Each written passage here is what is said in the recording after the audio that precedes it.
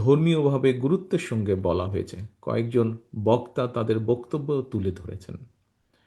প্রাণী জগৎকে প্রকৃতি এবং পৃথিবীর সৌন্দর্যের প্রতীক হিসাবেও কিন্তু চিহ্নিত করা হয়েছে।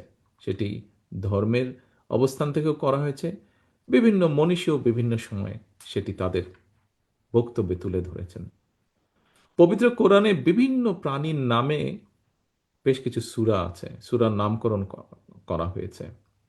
আল্লাহ তাআলা বলেছেন কোরআনে, একজন বক্তা বলেছেন, আমি তার কথার সূত্র ধরেই বলতে চাই যে প্রাণীকুল সৃষ্টির অন্যতম কারণ হলো এগুলোতে তোমরা আরোহণ করে থাকো, আর এগুলো সৌন্দর্যের প্রতীক। এছাড়াও কিন্তু বলা হয়েছে পৃথিবীতে বিচরণশীল যত প্রাণী আছে আর যত পাখি দুই ডানা মেলে উড়ে বেড়ায়, তারা সবাই তোমাদের মতন এক এক একক জাতি। পশু পাখি কিংবা বন্য প্রাণী অর্থাৎ সৃষ্টি জগতের প্রতিটি সৃষ্টি একে অপরের জন্য উপকারী। আমাদের বেশ কিছু বক্তা তাদের বক্তব্যে বিভিন্নভাবে কোন প্রাণী কিসের জন্য উপকারী, এমনকি রিজভী আহমেদ সাহেব তার বক্তব্যে একটু বলেছেন কিছুক্ষণ আগে, যখন উনি বন্দি দশায় ছিলেন সেই সময়ও, যে বেজি উনি দেখেছেন, বেজিগুলোকে সেখানকার যারা কর্তৃপক্ষ ছিল তারা কেন বেজিগুলোকে কোনো ক্ষতি করে না সেটির কারণ তারা দিয়েছে।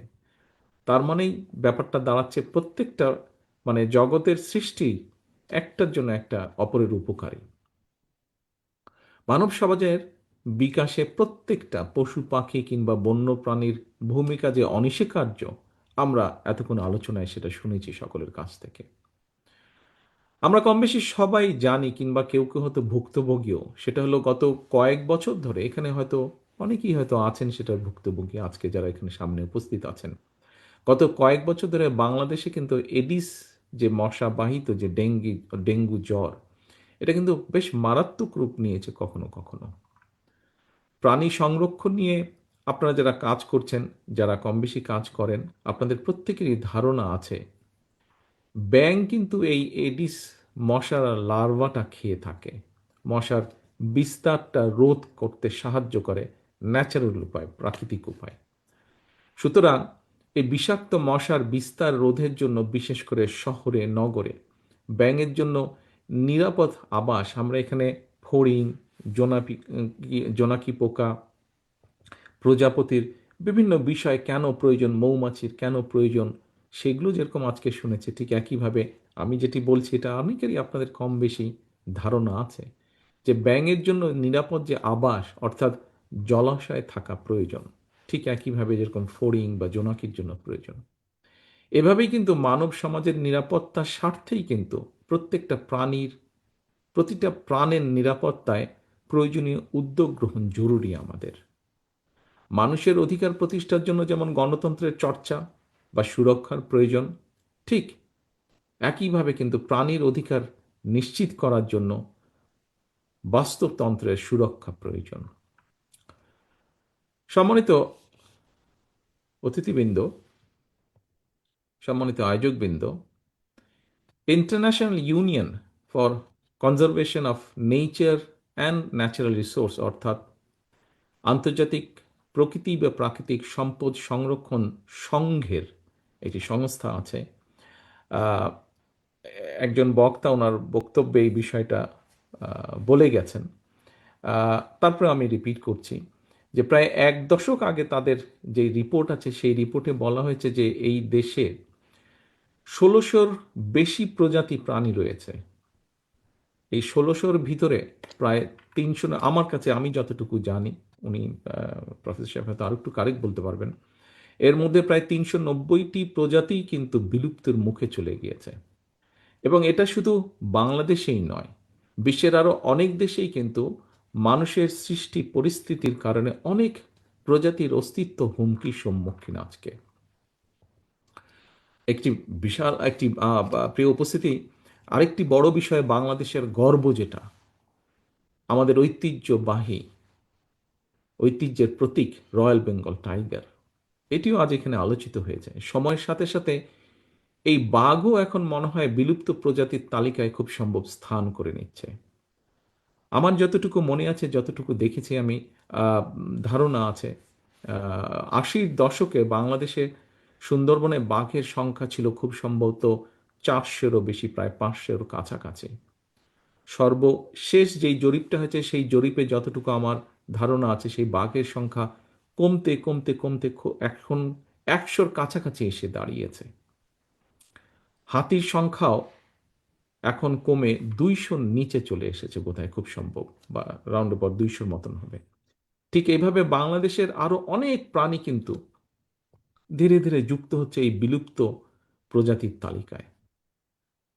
জনসংখ্যা বৃদ্ধি, জলবায়ুর পরিবর্তন, আনপ্ল্যান্ড নগরায়ন, নদী জলভূমি ভরাট, বন উজাড় সহ নানা কারণে, যেগুলো এর ভেতরেই আলোচকবৃন্দ আলোচনা করেছেন, নানা কারণে একদিকে জীব বৈচিত্র্য যেরকম হুমকির মুখে পড়ছে, ঠিক একইভাবে বন্য প্রাণী পাচারের ঘটনাও কিন্তু বেশ উদ্বেগজনক হারে কিন্তু বাড়ছে। আর এ সকল কারণেই কিন্তু বন্য প্রাণী, জলজ উদ্ভিদ এবং প্রাণীদের যে আবাসস্থল, এগুলোও কিন্তু অস্তিত্ব সংকটের মধ্যে পড়ছে। খুব সম্ভবত এখানে একজন লয়ার আছেন যিনি এ সকল বিষয় নিয়ে কাজ করেন। ওনার এটা, আমি যে কথাটি এখন বলতে চাচ্ছি, ওনার খুব ভালো বোধহয় ধারণা থাকবে এ বিষয়ে। খুব সম্ভবত প্রাণী কল্যাণ আইন 2019, বন্য প্রাণী সংরক্ষণ ও নিরাপত্তা আইন, জীব বৈচিত্র্য রক্ষা আইন, পরিবেশ উন্নয়ন আইন, পরিবেশ সংরক্ষণ আইন, জলবায়ু পরিবর্তন ট্রাস্ট আইন, সংশ্লিষ্ট বিষয়ে দেশের অনেকগুলো আইন রয়েছে। ইনশাল্লাহ জনগণের রায় বিএনপি রাষ্ট্র পরিচালনার সুযোগ পেলে পশু পাখি, বন্যপ্রাণী তথা বাস্তুতন্ত্রের নিরাপত্তার জন্য এই আইনগুলোকে আমরা ইনশাল্লাহ সময় উপযোগী করব। এই আইনের অনেকগুলোর পরিবর্ধন প্রয়োজন আছে, সেগুলোকে ইনশাল্লাহ আমরা করব।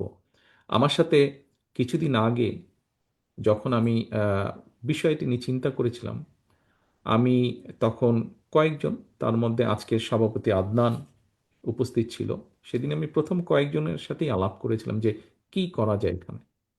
সেদিন আমি আদনানকে বলেছিলাম যে এই বিষয়গুলোতে আপনারা দয়া করে কাজ করুন এবং আমাদেরকে বলুন যে আমাদের সুযোগ হলে ইনশাল্লাহ আমরা কি কি কাজ করতে পারি। আমি নিশ্চয়ই আমি কোয়াইট শিওর যে নিশ্চয়ই ওনারা, আজকে যারা এই বিষয়ে এখানে আছেন, অ্যানিম্যাল ওয়েলফেয়ার যে আমাদের নতুন সংস্থাটি, তার যারা নেতৃবৃন্দ আছেন, নিশ্চয়ই এই বিষয়টি নিয়ে তারা কাজ করছেন। সম্মানিত উপস্থিতিবৃন্দ, জীব বৈচিত্র্য রক্ষা, বন্য প্রাণীর নিরাপত্তা বিধানের ক্ষেত্রে আইন, যেটি যেটি বোধহয় খুব সম্ভব এটিও আলোচনা হয়ে গিয়েছে, এখানে একজন বক্তা বলেছেন আইন কিংবা বিধানের চেয়েও কিন্তু আপনার আমার, আমাদের সকলের, অর্থাৎ প্রত্যেকটা নাগরিকের সচেতনতা, অর্থাৎ কনসাসনেসটা, আমাদের যেটা কনসাস করা মানুষকে, এটা কিন্তু সবচেয়ে বেশি জরুরি। আমাদের প্রত্যেকের এই উপলব্ধিটা আসতে হবে, মনের ভেতরে উপলব্ধিটা থাকতে হবে যে জীব বৈচিত্র্য রক্ষা এবং বন্য প্রাণীর নিরাপত্তার সঙ্গে কিন্তু আমরা যারা মানব সমাজ, আমাদের নিরাপত্তাও কিন্তু জড়িত, আমাদের অনেক বিষয়ে জড়িত। সম্মানিত সুধীবৃন্দ, বিভিন্ন দল ভিন্ন মত কিংবা অবৈধভাবে লোভ লালসার আশায়, যেখানে মানুষের প্রতি মমত্ববোধের একটা অভাব প্রকট হয়ে উঠছে, সেখানে পশু পাখি কিংবা বন্য প্রাণীর প্রতি মমত্ববোধের কথা হয়তো অনাহত ভাবার মতন মনে হতে পারে, যে যেখানে মানুষেরই বিষয়, সেখানে হঠাৎ করে পশু পাখি নেই। তবে এটাও কিন্তু সত্যি,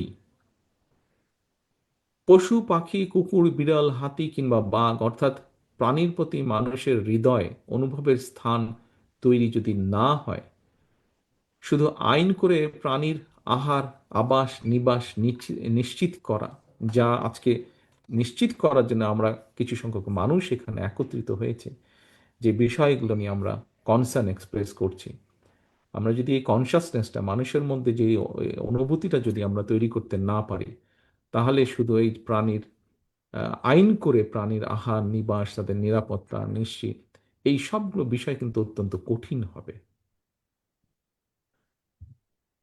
উপস্থিতিবৃন্দ, প্রাণীর নিরাপত্তা, অধিকার রক্ষা, মানব সভ্যতার উৎকর্ষতা এবং বিকাশের পর্যায় নির্ণয়ের ক্ষেত্রে প্রাণীর নিরাপত্তা এবং অধিকার রক্ষার বিষয়টি নির্ণায়ক ভূমিকা পালন করতে পারে।